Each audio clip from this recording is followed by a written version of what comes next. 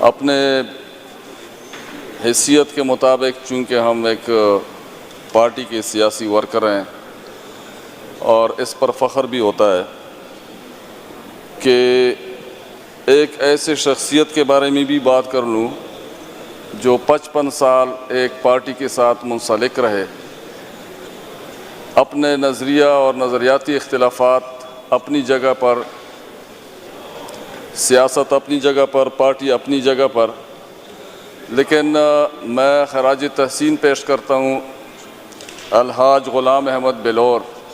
पिछले दिनों 55 साल एक पार्टी से मुंसलिक होने के बाद और इस कौम व मुल्क की सियासत में एक बहुत अहम रोल उसका रहा है। तो मैं जितने भी यहाँ पे असम्बली में लोग बैठे हैं कि चूँकि उन्होंने हमारे सूबाई मुअज़्ज़ज़ मेंबरान से यही गुजारिश करता हूँ कि हमने भी एक दिन इसी तरह सियासत से अलहदगी करनी होती है या फिर रिटायरमेंट लेनी होती है, लेकिन एक ऐसी तारीख़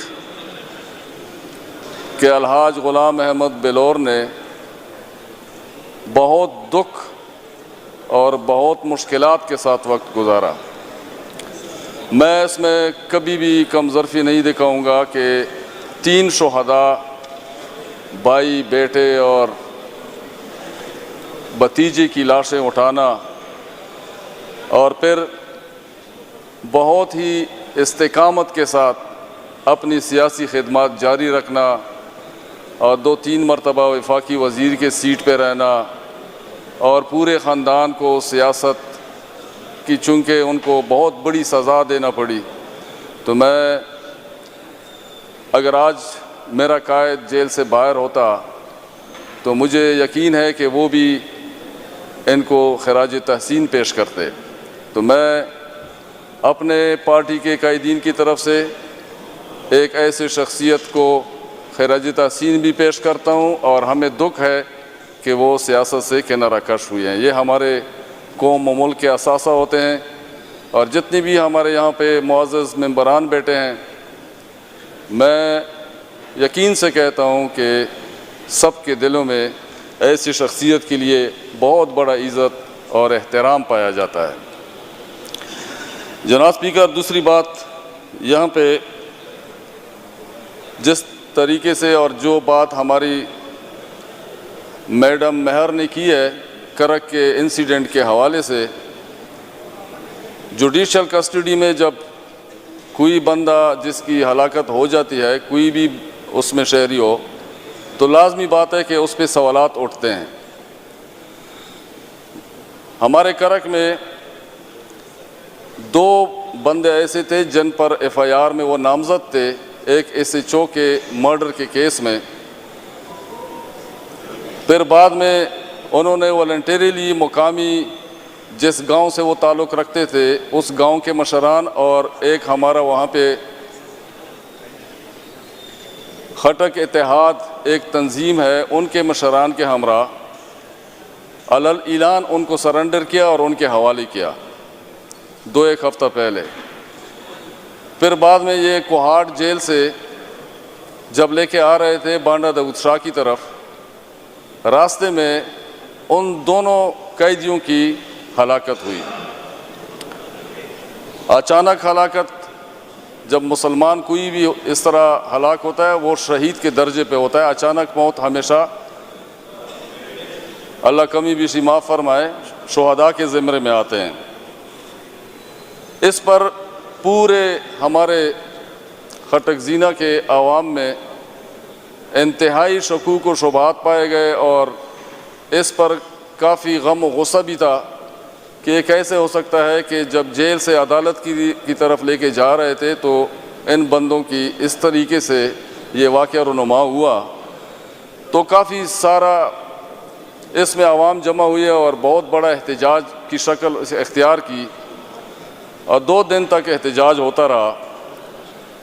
और इसी दौरान मेरी और हमारे MNA साहब की DIG और IGC भी बात हुई ताहम डिप्टी कमिश्नर करक ने इसमें काफ़ी अच्छा रोल प्ले किया along with ADC, along with assistant commissioner, और उन्होंने पुलिस और एहतजाज करने वालों के माबैन बातचीत जारी रखी। और कल इसका फ़ैसला हुआ, क्योंकि वो लाशों को दफना नहीं रहे थे कि जब तक बात नहीं होती है। तो डिप्टी कमिश्नर करक के बयान के मुताबिक कि उन्होंने जो मुतालबात थे उनको एड्रेस कर दिया, और इसी बुनियाद पर हमारे सारे जो भी एहतजाज कर रहे थे वो लाशों को लेके चले गए। मैं यहाँ पे आप लोगों की अटेंशन इस तरफ ड्रा करना चाहता हूँ कि होम डिपार्टमेंट को और जो भी लॉ इन्फोर्समेंट के ज़िम्मेदारान हैं उनको बता दिया जाए कि जिस तरीके से डिप्टी कमिश्नर ने हमारे उधर के मुकामी मुशरान से जो भी बात की है तो उसी पर पूरी तौर पर कार्रवाई की जाए, ताकि इस मसले का और इस मसले को मंतकी अंजाम तक पहुंचा सकें। जनाब स्पीकर, मैं आज बड़े अफसोस से बात कर रहा हूं कि 1979 से पहले हालात कुछ और थे, और फिर 1979 के बाद हालात यकसर बदल गए, और वक्त के साथ साथ इसमें शिद्दत भी आती गई, और मुख्तलिफ इसमें हमारे मुआशरे ने अशकलात इख्तियार की। मिसाल के तौर पे अगर मैं आपको अभी बता दूं कि पिछले दिनों कोई अजीब व गरीब से वाक़यात हो गए, जिसमें सबसे पहले एक उस्ताद के अपने शागिर्दों के साथ हमारा रिवायती अतन जो होता है उस पे इल्ज़ामात उठना शुरू हो गए, और बहुत बड़ा उन्होंने इसको हवा दे दी है।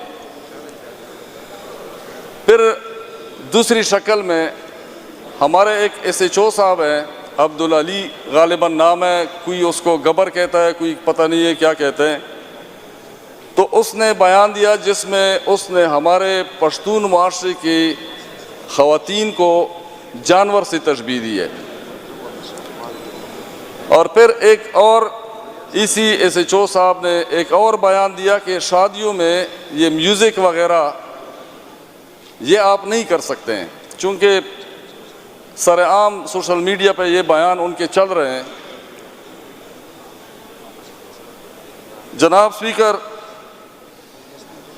ये सिर्फ एक SHO के बयान नहीं है, ये एक तसलसल है, एक माइंड सेट है, एक सोच है, एक जहनीत है जो 1979 के बाद चली आ रही है, और इस शिद्दत से आ गई है कि यहाँ पर अभी हमारा SHO इसमें वो बेचारे को पता नहीं है कि वो जो कह रहा है वो भला अच्छा आदमी होगा, नेक आदमी होगा, परहेजगार आदमी होगा। हम उसके शख्सियत पे या उसके अमाल पे हमारा कोई सवाल नहीं है।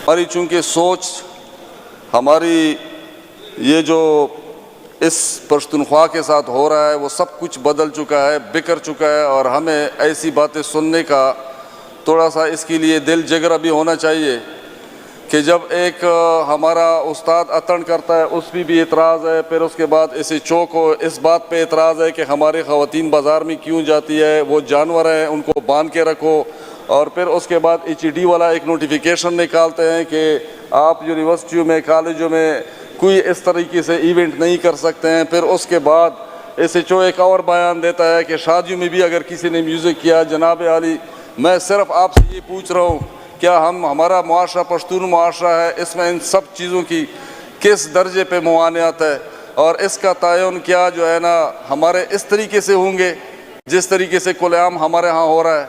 अगर ये बातें सुनने के लिए आप लोग, ये हमारे जितने भी मेंबर साहिबान बैठे हैं, अगर ये उनके पास पेशेंस नहीं है तो हम बात करते ही नहीं हैं। लेकिन ये बात दिल को लगती है, ये बहुत इम्पॉर्टेंट बातें हैं।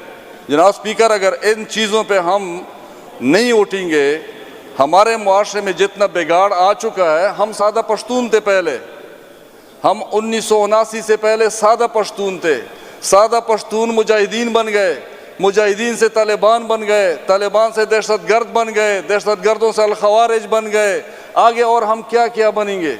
ये इम्पॉर्टेंट बातें हैं, इसको हम सोचेंगे। हम इसलिए यहाँ पे आए हुए हैं, इसलिए यहाँ पे बैठे हुए हैं कि अगर इन चीज़ों पे हम नहीं सोचेंगे, आज एक अब्दुल अली बना हुआ है SHO, कल को 2 होंगे, परसों 3 होंगे, इसके चलते चलते चलते हमारे सारे SHO वो सारे हम पे ऐसी शरीयत नाफिज करेंगे जिस शरीयत का न दीन में जिक्र न इस्लाम में जिक्र, अपनी एक शरीयत लेके आएंगे। यही चीज़ है। लेकिन हम सवाल मेरा ये है कि आया ऐसी शरीयत अटक पार भी है या हमारे पास ही चली आ रही है। कभी हमें SHO डिक्टेट करता है, कभी हमें मुख्तलिफ किस्म के फोरम से डिक्टेट किया जा रहा है, कभी हमारा अपना डिपार्टमेंट, कैसे हमारा अपना डिपार्टमेंट लेटर लिख रहा है, क्यों, किस चीज़ पे मवानियत है। क्या ख़वातीन के कॉलेज में, यूनिवर्सिटियों में इवेंट्स नहीं होंगे? क्या ये सारी चीज़ें हमारे लिए लिखी हुई हैं? क्या ये सब, ये ख़वातीन को इस तरीके से एड्रेस करना, जनाब स्पीकर, ये कौन सा इंसाफ है? हम तो ये शिद्दत पसंदी के कायल नहीं हैं। हमारा मुआशरा, पश्तून मुआशरा, इसमें अगर कोई बंदूक भी लेता है तो वो बंदूक हम इसलिए नहीं रखते थे, तलवार हम इसलिए नहीं रखते थे कि उससे हम अपने भाई का, अपने चचाजाद का, अपने तरबूर का, अपने अजीज़ का कत्ल करते। हमने तो उसको उन हादसात से बचने के लिए एक तदबीर, एक असबाब बनाया हुआ था। और आज हमारा बंदूक हमारे भाई, हमारे चचाजाद, हमारे तरबूर, हमारे अजीज़, हर किसी के ख़िलाफ़ इस्तेमाल होता है। जनाब स्पीकर, इन चीज़ों पे बात करना, इन पे सोचना, इनके लिए अमल बनाना, इसके लिए हम इधर सारे बैठे हुए हैं। क्यों हम इस तरीके से आगे बढ़ रहे हैं कि शिद्दत पसंदी हमारे हर रग में बस गई है। हमारे पश्तून मुआशरे में इसकी कोई जगह नहीं है। हमारा पश्तून मुआशरा दीन भी है हमारा, और हमारा सब कुछ है। हमारे जिस पश्तून से आप पूछें, आप उससे बात करें, वो अपना हुजरा जमात, हर जगह पे यही होता है। जिसका हुजरा और जमात ना हो उसको पश्तून ही नहीं मानते, जिसकी मस्जिद ना हो। जनाब स्पीकर, आपके इसी मुल्क में हम सब बस रहे हैं, हम सब शहरी हैं इसके। लेकिन जब कच्चे के डाकू के खिलाफ ऑपरेशन होता है, कामयाब ऑपरेशन होता है, उसमें सिर्फ कच्चे के डाकू ही मरते हैं। कभी हमने नहीं देखा कि नकल मकानी करो, क्योंकि इधर ऑपरेशन हो रहा है। मेरे यहाँ जब भी ऑपरेशन होता है उसके लिए मुझे नकल मकानी करनी पड़ती है। जनाब स्पीकर, जब भी कराची में कितनी बड़ी बड़े ऑपरेशन हुए हैं दहशतगर्दों के खिलाफ या जराइम पेशा लोगों के खिलाफ, मुजरिमों के खिलाफ, कितने बड़े बड़े ऑपरेशन हुए हैं। मैंने तो नहीं सुना है कि कराची वालों ने एक दिन अपना बुरी बिस्तरा उठाया हो, हैदराबाद की तरफ जा रहे हो। कहाँ जा रहे हो भाई? इधर ऑपरेशन हो रहा है, इसके लिए हम जा रहे हैं। ये तलख हकायक है जनाब स्पीकर, जिन पे हम सोचना नहीं चाहते हैं। इससे हम इसलिए इन चीज़ों को एक्सक्लूड करते हैं, उनको इग्नोर करते हैं, ताकि मेरे जहन पे बोझ ना बने।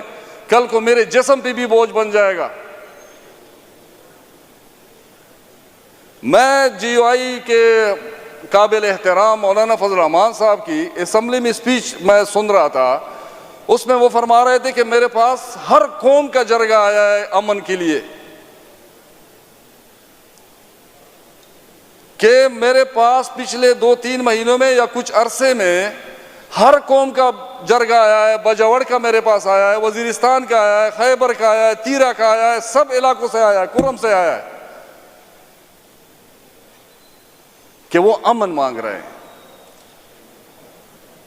देर आए दुरुस्त आए। हम तो दाद देते हैं मौलाना साहब को कि बहुत अच्छी बात है, लेकिन ये जरगे 1980 के दहाई में भी इसके पास आते थे। उस वक्त जिक्र क्यों नहीं किया कि मेरे पास हर कौम का जरगा आता है अमन के लिए? तो 1980 की दहाई में जो जरगे जाते थे, कौम परस्त जमातों के लीडर जाते थे कि हमारी जंग नहीं है, पुराई जंग है, ये अमेरिका और रूस की जंग है। मैं सवाल पूछता हूं कि क्या हमें उस वक्त मौलाना साहब को ये नहीं सोचना चाहिए था कि उस क्लाशनकोव को 1980 की दहाई में मेरे मुआशरे में लाया, जो आज तक निकल नहीं रहा है। जनाब स्पीकर, ये हम इस तरीके से सोचते हैं जो हमारे लिए सूट करता है। हम पसंद के मुसलमान बन गए हैं। शराब की मुझे आदत नहीं है, उसको मैंने इस्लाम के लिए छोड़ा हुआ है। पैसों की लत पड़ी है, रोज पैसे लेता हूं, फिर दीन नहीं है कोई। मैं बेयार और मददगार इस सूबे पश्तूनख्वा में जितने भी हमारे पश्तून पड़े हैं, कोई वाली वारिस नहीं है। हम बड़े आसानी के साथ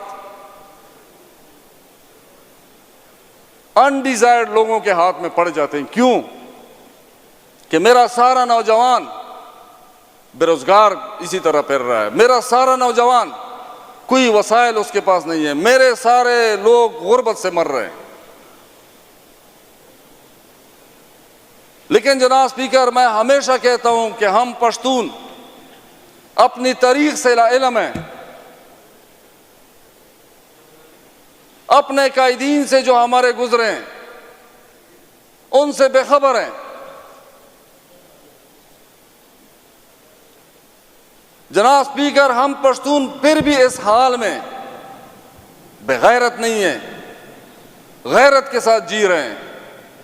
लेकिन सवाल उठ रहा है हमारे जहन में कि मेरे वसाइल पे मेरा पूरा इख्तियार होना चाहिए, मेरे वसाइल से पहले मेरी जरूरत पूरी की जाए, उसके बाद दूसरों की पूरी की जाए। मेरे वसाइल की जो कीमत लगाई जा रही है वो कीमत मुझे दी जाए। मेरे करक में गैस पैदा हो रही है 500%, मेरे पूरे सूबे की जरूरत 216% है। पंजाब की 1078% रिक्वायरमेंट है और उधर 134% पैदा हो रही है। उधर मसला नहीं है गैस का, मुझे मसला है गैस का।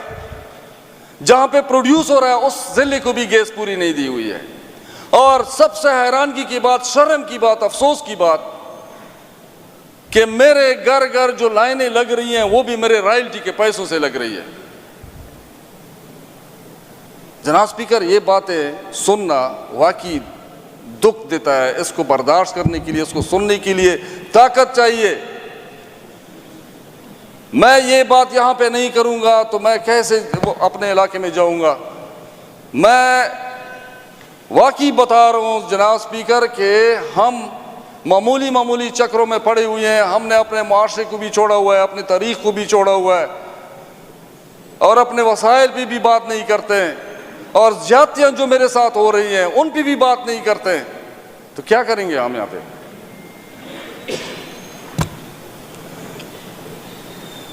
जनाब स्पीकर, ये जिस तरीके से डॉक्टर अमजद साहब ने बताया है कि डॉक्टर इबाद बात कर रहा था कि 2013 तक हमारे पश्तूनख्वा सूबे पे 150 अरब कर्जा था और 12 साल में ये 850 अरब पे पहुंचा। बिल्कुल ठीक कहा है, लेकिन ये भी तो सोचें कि 66 सालों में आपने हमारे साथ क्या किया। इस बेचारे को तो नहीं पता, लेकिन इनके कायदीन ने हमारे साथ क्या किया। ये जिस पार्टी से ताल्लुक रखते हैं, कभी उनसे पूछा करें कि 66 सालों में 150 अरब पे हमारे साथ कौन कौन सी ज्यादती नहीं हुई है। हम तो यहां तक आए हुए हैं कि हमारे घर से बंदा निकलता है तो हम दुआएं मांगते हैं कि वापस घर आएगा कि नहीं आएगा। आया पंजाब में इस तरह होता है?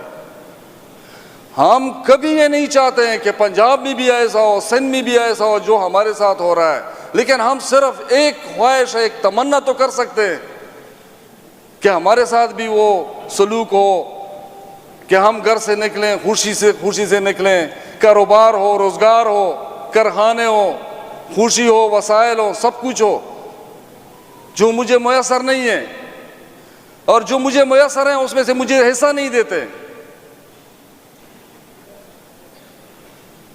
जनाब स्पीकर, मुझे इतना बड़ा अफसोस हुआ जब मैंने यहाँ पे एक रेजोल्यूशन का सुना कि हमारे यहाँ पे असेंबली से एक करारदाद पास हुई है। हमें किसी की अलहदगी से या किसी की हमारे सूबे बनने से कोई हमें एतराज़ नहीं है। लेकिन मैं आपको बता दूं जनाब स्पीकर, मैं ज़िला लकी मरवत के आबासा खटक, शमूनी खटक से लेकर ज़िला करक के तमाम खटक कबाइल, फिर आगे बंगी खेल, शकरदरा, लाची, कोहाट डिस्ट्रिक्ट, गुम्बट, जंड, नौशेरा, निज़ामपुर, अकोड़ा, मर्दान तख्त बई से होते हुए मलखंड टॉप तक तमाम खटक कबाइल का मैं नुमाइंदा हूँ। और मैं ऐसी तकसीम को बिल्कुल नहीं मानता जो बगैर जो है ना किसी उसको हमारा सारा कबीला ऐसे तकसीम के खिलाफ है जो सूबे की तकसीम हो रही है, ऐसे करारदादें पास हो रही है 16 मेंबरान पे। अगर ये वाकई ऐसा है, मैं इसकी पुरजोर मजम्मत भी करता हूँ और मैं ये कहता हूँ कि मेरा कबीला, मेरा खटक कबीला इस सूबे की तकसीम को किसी तौर पे नहीं मानता। आया हम कम रह गए? इधर हमारे पीपल्स पार्टी के लोगों ने और मुस्लिम लीग नून के लोगों ने आपस में मिल बैठ के सूबे का बंटवारा करना चाहते हैं और हमें पता ही नहीं है क्यों, किससे पूछा है? मेरे कायद का ये क्या मेरे कायद से पूछा गया था कि ये करारदाद पास हम कर रहे हैं, सूबा अलग बना रहे हैं? जब तक मेरे कायद का इस पे आमादगी ना हो और फिर हम जाएंगे अपने कबीले में बात करेंगे। तो मेरी आपसे गुजारिश है कि काइंडली इसको क्लियरिफाई कर दें कि क्या ऐसी कोई करारदाद यहाँ पे आई है, नहीं आई है, पास हुई है, नहीं पास हुई, हमें कुछ भी नहीं पता। सिर्फ इसकी हम आवाज़ सुन रहे हैं कि यहाँ पे एक करारदाद इस तरह आई थी, पूछने पे बताया नहीं जा रहा।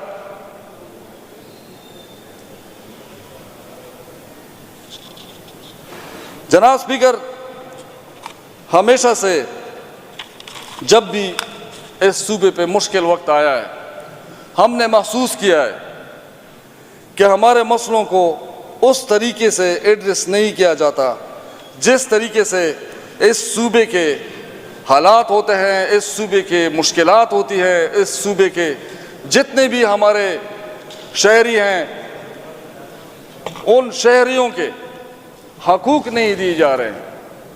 चूँकि मगरिब का वक्त है, मैं ज़्यादा टाइम नहीं लेता हूँ और मैं आपके पेशे से हेयरिंग का मशकूर हूँ, लेकिन इस कुछ मेरे टॉपिक्स और भी हैं, इन पे इंशाअल्लाह मैं अगले सेशन में बात करूँगा। बहुत शुक्रिया।